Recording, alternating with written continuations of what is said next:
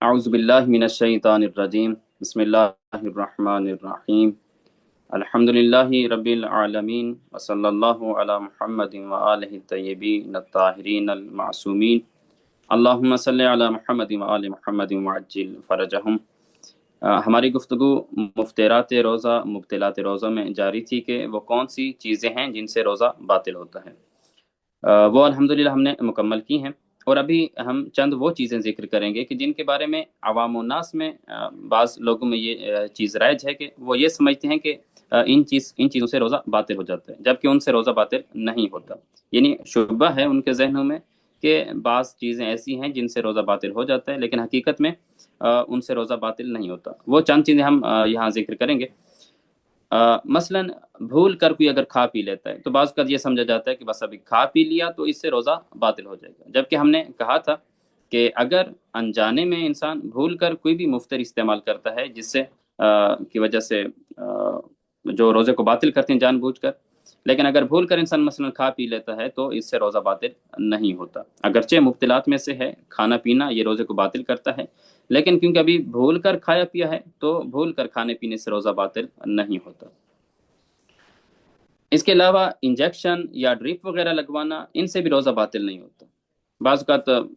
ये कहा जाता है कि ड्रिप से या इंजेक्शन से इनसे रोज़ा बातिल हो जाता है। नहीं, ड्रिप से इंजेक्शन से रोज़ा बातिल नहीं होता। अगरचे इस मसलन ड्रिप के ज़रिए इंसान को तक़वियत मिलती है, क़ुव्वत मिलती है। वो जो मसलन भूख होती है वो भूख ख़त्म हो रही होती है,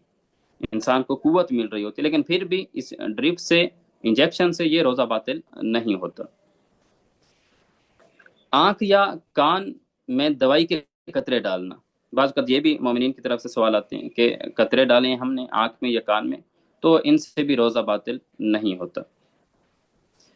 इसी तरह इनहेलर का इस्तेमाल, मसलन सांस के मरीज़ हैं, दमा के कोई मरीज़ है वो इस्तेमाल करते हैं, तो इससे भी रोज़ा बातिल नहीं होता। लेकिन इसमें एक शर्त है, वो शर्त ये है कि इसके अंदर मौजूद ये जो मादा, जो भी चीज़ इसके अंदर कुछ होता है इस इनहेलर में, वो फ़कत सांस की नाली में जाए। अगर खुराक की नाली में जाता है, खाने वाली नाली में या पीने की नाली में या मैदे में वो मसलन जाता है, तो फिर उस मसलन कोई दवाई वगैरह साथ लगी हो जो कि मैदा में जा रही है तो फिर मुश्किल बन सकती है। लेकिन अगर फ़कत इस गैस की शक्ल में है और वो सांस वाली नाली में जा रही है तो इससे रोज़ा। इसके अलावा सीने या सर का बलगम अगर इंसान के मुंह में आ जाता है तो ये भी अगर कोई इंसान निगल लेता है तो इससे भी रोज़ा बातिल नहीं होता। इसके अलावा मिसवाक करना है। मिसवाक या बुर्श के बारे में अमूमन मोमिनीन सवाल करते हैं कि वो रोज़ा की हालत में करें तो क्या उससे रोज़ा बातिल होता या नहीं होता। ये रोज़ा बातिल नहीं होता, लेकिन शर्त यही है कि फिर वो कुछ ज़र्रात इंसान निगल ना ले उसको। तो व इल्ला अगर फ़कत इस्तेमाल इंसान मिसवाक कर रहा है, बुर्श कर रहा है, कोई बैरूनी चीज़ अंदर दाखिल नहीं हो रही, पेट में नहीं जा रही, तो इससे रोज़ा बातिल नहीं होता। लेकिन इसमें एक चीज़ आ सकती है कि इंसान ने मसलन मुंह में मिसवाक डाला और मिसवाक कर रहा है और वो तार हो गया, गीला हो गया। अब जब बाहर निकाला है तो अब ये दोबारा मुंह में लेकर ना जाए, यानी पहली मर्तबा ही जितनी देर मिसवाक करना है वो करते रहें बेशक, और फिर जब बाहर निकालें तो अब चूंकि गीली वो मिसवाक गीला हो चुका है, अब ये दोबारा लेकर ना जाए क्योंकि बैरूनी रतूबत जा रही है। लेकिन अगर इसको दोबारा ले भी जाते हैं, यानी मिसवाक गीला हो चुका है, उसको दोबारा अगर मुंह में ले जाएं तो जो इस पर लगी रतूबत है उसको फिर अगर जानबूझ कर निकलेंगे तो फिर रोज़ा बातिल हो सकता है। यानी मिसवाक जो गीला हो गया उससे दोबारा बाहर निकाला और फिर मुंह में ले गए और उस रतूबत को निगल लिया किसी ने, अब रोज़ा बातिल होगा। लेकिन अगर उसी मिसवाक को दोबारा मुंह में ले भी गया कोई इंसान, लेकिन जो मुंह के अंदर लुआब वगैरह है वो फिर बाहर इंसान थूक देता है उसको, तो फिर इससे रोज़ा बातिल नहीं होता। लेकिन अगर अंदर ले जाएगा तो फिर रोज़ा बातिल होगा। हाँ, अगर दोबारा बेशक ले भी गया है लेकिन फिर जो लुआब को इंसान को चाहिए कि वो बाहर थूक दे, उसको फिर पेट में वो लेकर ना जाए। तो लिहाजा मिसवाक फ़कत करना, इससे भी रोज़ा बातिल नहीं होता। लुआब दहन बाज़ का मुंह में जमा हो जाता है। इंसान ने कोई चीज़ भूखा था, प्यासा था, कोई चीज़ ऐसी देखी जो उसे पसंद आई और मुंह में मसलन पानी आ गया और पानी जमा हो गया, तो ये भी अगर इंसान पेट में निकल लेता है इसको, तो इससे रोज़ा बातिल नहीं होता। बच्चों के लिए या परिंदों के लिए इंसान ग़िज़ा चबाता है, یا اسی طرح غذا چکھنا بھی، یعنی خوراک ہے، انسان کوئی چکھتا ہے جب تک کہ وہ حلق سے نیچے نہ اترے، حلق تک نہ جائے، فقط چکھنے سے اور غذا چبانے سے منہ میں ہے، اندر نہ نکلے انسان، تو اس سے بھی روزہ باطل نہیں ہوتا۔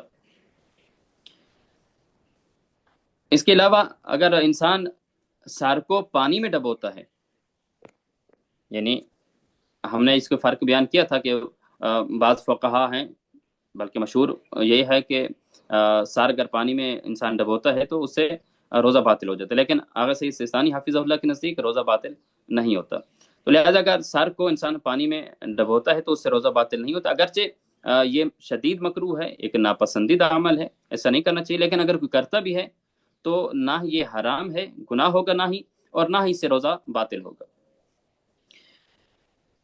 بعض اوقات ایک اور بھی سوال آتا ہے مومنین کی طرف سے کہ دن کو اگر انسان سویا ہوا ہے روزے کی حالت میں اور اسے احتلام ہو جاتا ہے، غسل جنابت اس پہ واجب ہو جاتی ہے، تو کیا اس سے بھی روزہ باطل ہو جاتا ہے یا نہیں ہوتا؟ دیکھیں، اس سے روزہ باطل نہیں ہوتا۔ ہم نے ذکر کیا تھا کہ اگر دن کو انسان کو غیر اختیاری طور پر اس کی مثلا منی خارج ہوتی ہے، یا سوئی ہوئی حالت میں اسے احتلام ہو جاتا ہے، غسل جنابت واجب ہو جاتا ہے، تو اس سے روزہ باطل نہیں ہوتا۔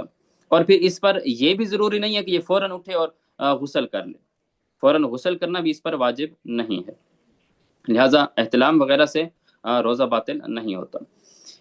اس طرح ہم نے کہا تھا کہ گاڑھا غبار یا گاڑھا دھواں ہے، وہ حلق تک جائے تو اس سے روزہ باطل ہوتا ہے۔ اگر وہ گاڑھا نہیں ہے، بس تھوڑا بہت دھواں ہے یا تھوڑی بہت مٹی کے ذرات ہوا میں ہیں، وہ انسان کے پیٹ میں جاتے ہیں، تو اس سے روزہ باطل نہیں ہوتا۔ اسی طرح بعض اوقات کہتے ہیں ڈکار لینے سے روزہ باطل نہ ہو جائے، تو ڈکار فقط لینے سے بھی روزہ باطل نہیں ہوتا، اگرچہ ڈکار کے ساتھ کوئی کھائی ہوئی چیز یا جو چیز پی تھی انسان نے، وہ باہر نکلنے کا احتمال بھی ہو، تب بھی اس سے روزہ باطل نہیں ہوتا۔ ہاں، لیکن اگر یقین ہے کہ میں نکال لوں گا تو باہر کوئی چیز آئے گی، تو پھر وہ ایسا نہیں کرنا چاہیے، لیکن اگر یقین نہیں ہے تو پھر ڈکار لینے میں کوئی حرج نہیں ہے۔ لیکن اگر ڈکار لیا اور پھر باہر کوئی چیز نکل آئی، منہ میں کوئی چیز آ گئی، تو دو صورتیں ہوتی ہیں۔ بعض اوقات غیر اختیاری طور پر دوبارہ وہ پیٹ میں چلی جاتی ہے واپس، تو اس سے تو روزہ باطل نہیں ہوتا،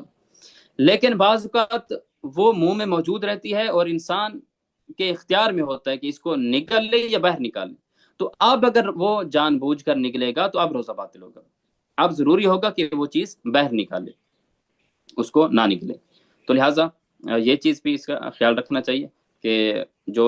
باہر نکل رہی چیز منہ میں آ گئی ہے، پیٹ والی چیز، ڈکار لینے کے بعد اس کو دوبارہ منہ میں لے کر نہ جائے، وہ پیٹ میں لے کر نہ جائے۔ ایک اور سوال بھی اس دن بھی کسی مومن نے کیا کہ اگر غیر اختیاری طور پر انسان کو وامٹنگ ہوتی ہے اور قے آتی ہے، تو اس سے بھی روزہ باطل نہیں ہوتا۔ ہاں، جان بوجھ کر اگر کوئی الٹی کرتا ہے، قے کرتا ہے، وامٹنگ کرتا ہے، اگرچہ علاج کی غرض سے بھی ہو، پھر بھی اس سے روزہ باطل ہو جائے گا، لیکن اگر غیر اختیاری طور پر انسان کو قے آتی ہے تو اس سے روزہ باطل نہیں ہوتا۔ انگوٹھی، بعض اوقات انسان نے انگوٹھی پہنی ہوتی ہے اور وہ انگوٹھی منہ میں ڈالتا ہے اور اس کو چوس رہا ہوتا ہے مثلا منہ میں ڈال کر، تو اس سے بھی روزہ باطل نہیں ہوتا۔ اسی طرح بعض لوگ نسوار رکھتے ہیں مثلا، تو نسوار کے جب تک ذرات پیٹ میں نہ جائیں، اندر حلق سے آگے نہ جائیں، تو اس نسوار سے بھی روزہ باطل نہیں ہوتا۔ تو اس کے علاوہ یہ چند چیزیں تھیں جو ذکر کرنا ضروری تھی، کیونکہ بعض مومنین یہ سمجھتے ہیں کہ اس سے روزہ باطل ہو جاتے ہیں، اور پھر روزہ باطل سمجھ کر اس کے بعد کھاتے پیتے رہتے ہیں اور اپنا روزہ اس کو باطل سمجھتے ہیں۔ ان چیزوں سے روزہ باطل نہیں ہوتا۔ ابھی کچھ چیزیں ایسی ہیں جو مکروہ ہیں روزہ دار کے لیے، چند چیزیں مکروہ ہیں، یعنی حرام نہیں ہیں، ان سے روزہ باطل نہیں ہوتا، لیکن مکروہ ہیں، ناپسندیدہ چیز ہے، انسان بہتر ہے کہ ان سے اجتناب کرے۔ ان میں سے پہلی چیز وہی جو ہم نے پہلے بھی ذکر کی کہ جو چیز شدید مکروہ ہے وہ ہے پورے سر کو پانی میں ڈبونا، کیونکہ بعض فقہا کے نزدیک اس سے تو روزہ باطل ہو جاتا ہے، لیکن آغا سید سیستانی حافظ اللہ کے نزدیک اس سے روزہ باطل نہیں ہوتا، لیکن شدید مکروہ ہے، ان سے انسان کو چاہیے کہ اس سے اجتناب کرے۔ لیکن اگر کوئی اجتناب نہیں کرتا، انسان نہر میں، کوئی دریا میں، کسی تالاب میں کوئی نہا رہا ہے یا تیراکی کر رہا ہے یا غسل اغتماسی مثلا کر رہا ہے، تو روزہ باطل نہیں ہوگا، کوئی حرام بھی نہیں ہے، گناہ بھی نہیں ہے، لیکن انسان کو احتیاط مستحب ہے کہ اسے ترک کرنا چاہیے۔ اسی طرح دوسری چیز جو مکروہ ہے وہ ہے آنکھ میں دوا ڈالنا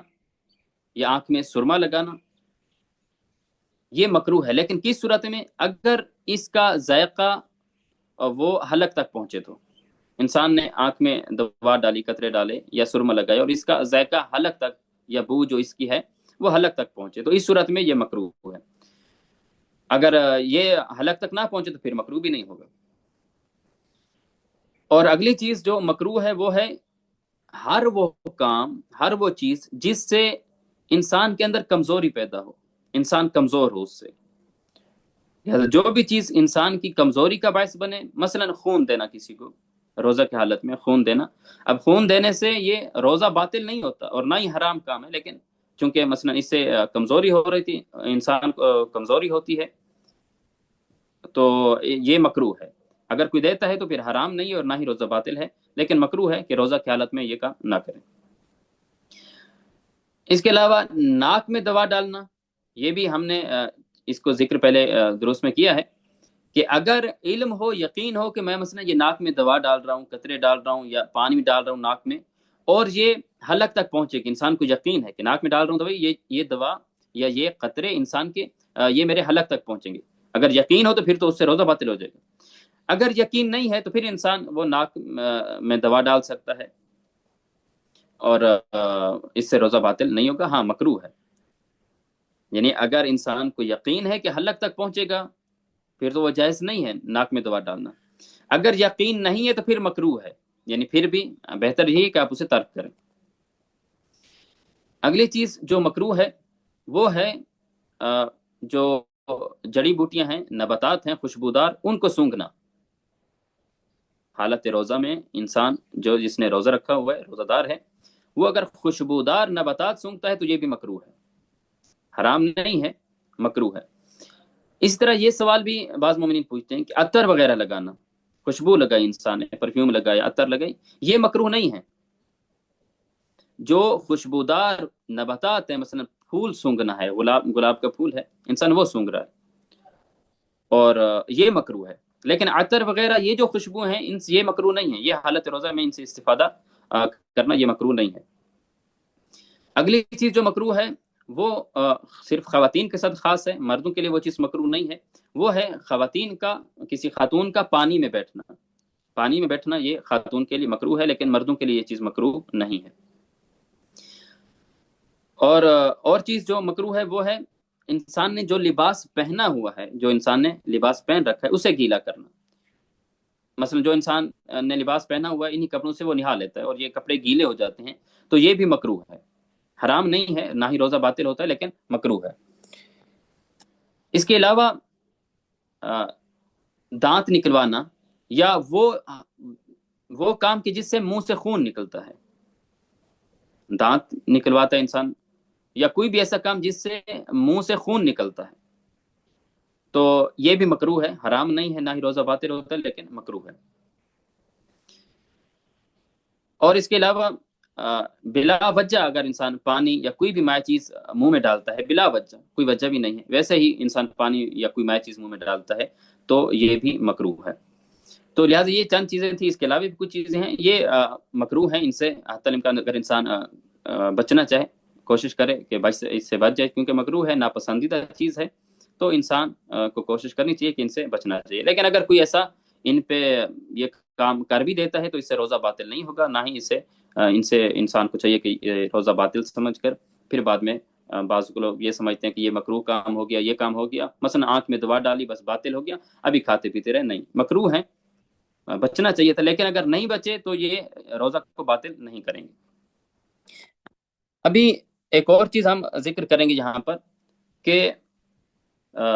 بعض وقت ایک انسان پہ روزہ واجب نہیں ہے،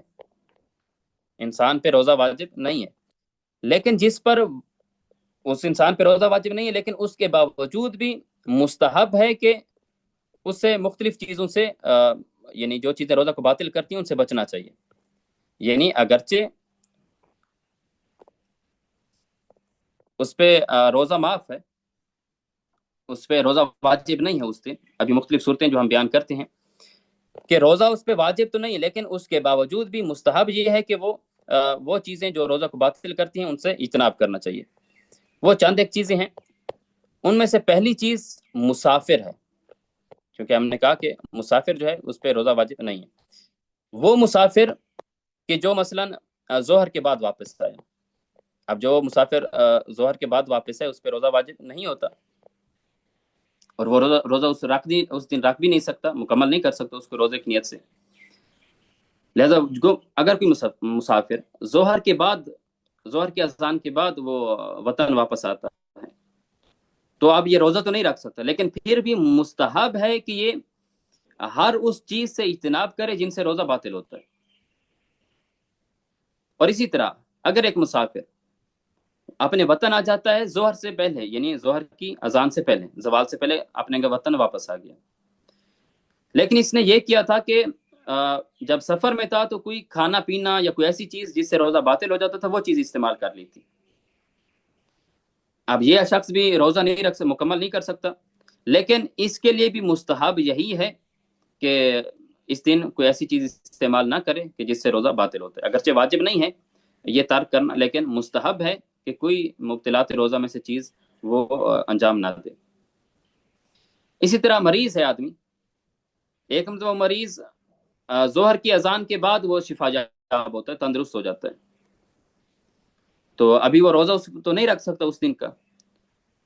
لیکن اس کے لیے بھی مستحب یہ ہے کہ اس دن وہ کھانا پینا اور باقی جو مبتلات روزہ ہیں انہیں ترک کرے وہ آدمی۔ یا یہی مریض زوال سے پہلے، ظہر کی اذان سے پہلے یہ صحت مند ہو جاتا ہے، لیکن اس نے مثلا 8-9 بجے کوئی ایسی چیز مثلا کھا پی لی تھی، کوئی مبتلات روزہ میں سے کوئی چیز یہ سر انجام دی تھی، جس کی وجہ سے ابھی روزہ پورا دن یہ نہیں رکھ سکتا، اس دن کا روزہ نہیں رکھ سکتا، لیکن پھر بھی مستحب یہ ہے کہ باقی دن یہ کھانا پینا اور کوئی ایسی چیز جس سے روزہ باطل ہوتا ہے اسے یہ ترک کرنا چاہیے۔ اسی طرح وہ خاتون جو دن کے کسی ٹائم وہ حیض یا نفاس سے پاک ہو گئی ہے، ابھی یہ روزہ تو نہیں رکھ سکتی اس دن یہ اس کا روزہ نہیں ہو سکتا، کیونکہ اگر مثلا طلوع فجر کے 5 منٹ بعد یہ خاتون حیض یا نفاس سے پاک ہوئی، یہ خاتون اس دن کا روزہ نہیں رکھ سکتی۔ یا اسی طرح مثلا مغرب سے 5 منٹ پہلے یہ اس کا مثلا حیض یا نفاس شروع ہوتا ہے، اس کا روزہ اس دن کا باطل ہے۔ تو لہٰذا جس خاتون کو مثلا وہ دن کے کسی ٹائم وہ حیض یا نفاس سے پاک ہوئی ہے، اب روزہ تو نہیں ہے، اس پر روزہ نہیں رکھ سکتی، لیکن مستحب یہ ہے کہ اس دن وہ کھانا پینا اور کوئی ایسی چیز جس سے روزہ باطل ہوتا ہے ان چیزوں کو ترک کرنا چاہیے۔ اسی طرح ایک کافر ہے مثلا وہ مسلمان ہو جاتا ہے دن کو، تو اگر اس نے پہلے کوئی ایسا کام، مثلا وہ ایک کافر ہے وہ 11 بجے وہ مسلمان ہو گیا، اب اگر اس نے 11 بجے تک کوئی ایسا کام نہیں کیا جس سے روزہ باطل ہوتا ہے تو اب تو یہ روزہ پھر رکھے گا اس دن کا، لیکن اگر کوئی ایسا کام انجام پہلے دے چکا ہے کہ جس سے روزہ باطل ہوتا ہے، مثلا کھا پی لیا ہے، تو اب یہ روزہ تو مکمل نہیں کر سکتا، یعنی روزے کی نیت تو نہیں کر سکتا اس دن کی، لیکن مستحب یہ ہے کہ اس دن یہ باقی جو مبتلات روزہ جتنی بھی ہیں جن سے روزہ باطل ہوتا ہے انہیں ترک کرنا چاہیے۔ یعنی 2 صورتیں ہوں گی، ایک مرتبہ جب مثلا 11 بجے یہ مسلمان ہوا کافر، تو ایک مرتبہ یہ 11 بجے سے پہلے کوئی چیز مفطر اور مبتل استعمال کر چکا تھا، وہ چیز استعمال کر چکا تھا جس سے روزہ باطل ہوتا ہے، اور ایک مرتبہ اس نے ابھی تک کوئی چیز استعمال نہیں کی تھی۔ اگر کوئی چیز ایسی استعمال نہیں کی تھی جو روزہ کو باطل کرتی ہے تو پھر یہ آگے روزہ مکمل کر سکتا ہے، لیکن اگر کوئی ایسی چیز مثلا صبح ناشتہ کر لیا تھا، ابھی یہ روزہ تو اس دن کا نہیں رکھ سکتا، لیکن مستحب یہ ہے کہ باقی دن مغرب تک جو دن ہے یہ کھانا پینا یا کوئی بھی ایسی چیز جو روزہ کو باطل کرتی ہے ان سے اجتناب کرنا چاہیے۔ اسی طرح ایک اور مستحب چیز ہے وہ یہ کہ روزہ دار کو چاہیے کہ پہلے افطار کے وقت پہلے مغرب کی نماز پڑھ لے اور پھر اس کے بعد افطار کرے، یہ مستحب ہے۔ یعنی بعض عموماً یہی ہوتا ہے رائج کے پہلے افطار کر لیا جاتا ہے اور پھر بعد میں نماز پڑھی جاتی ہے، لیکن مستحب یہ ہے کہ پہلے مغرب کی نماز پڑھیں اور پھر اس کے بعد یہ افطار کریں، یہی مستحب ہے۔ لیکن 2 ایسی صورتیں ہیں کہ جس میں پہلے افطار کرنا چاہیے، افطار کرنا بہتر ہے، اور پھر مغرب کی نماز پڑھنی چاہیے۔ کون سی 2 صورتیں؟ ایک صورت یہ ہے کہ اگر کوئی آدمی آپ کا انتظار کر رہا ہے، مثلا کوئی مہمان آیا ہوا یا کوئی بھی ایسا شخص جو آپ کی انتظار میں ہے، آپ اب یہ نہیں ہے یعنی وہ انتظار اس لیے کر رہے کہ آپ آئیں گے تو ہم تاکہ اکٹھا کھانا کھائیں. ابھی یہاں پر یہ نہیں ہے کہ پہلے آپ اسے کہیں کہ میں مغرب پڑھ لوں پھر آؤں گا اور پھر آپ کے ساتھ کھاؤں گا. نہیں، ابھی آپ کو چاہیے کہ آپ اس کے ساتھ پہلے افطار کریں اور پھر بعد میں مغرب پڑھیں. یہ پہلی صورت ہے کہ جہاں پر پہلے افطار کرنا چاہیے. اور دوسری صورت یہ ہے کہ انسان کو اتنی بھوک لگی ہے، روزہ اس قدر اس نے پیاس، روزے کی وجہ سے پیاس یا بھوک لگی ہے کہ اب اگر پہلے وہ مغرب پڑھتا ہے تو وہ صحیح ذہنی طور پر متوجہ نہیں ہوگا خدا کی طرف، وہ صحیح خشوع کے ساتھ نماز نہیں پڑھ سکے گا اگر پہلے وہ نماز پڑھتا ہے. تو اب ایسے آدمی کو بھی چاہیے کہ پہلے وہ افطار کر لے اور پھر اس کے بعد نماز مغرب پڑھے. لہٰذا یہ چند چیزیں تھیں جو ذکر کرنا انتہائی اہم تھی. حاذا والحمد للہ رب العالمین وصلی اللہ علی محمد وآلہ الطیبین الطاہرین. اللہم صلی علی محمد وآل محمد وعجل فرجہم.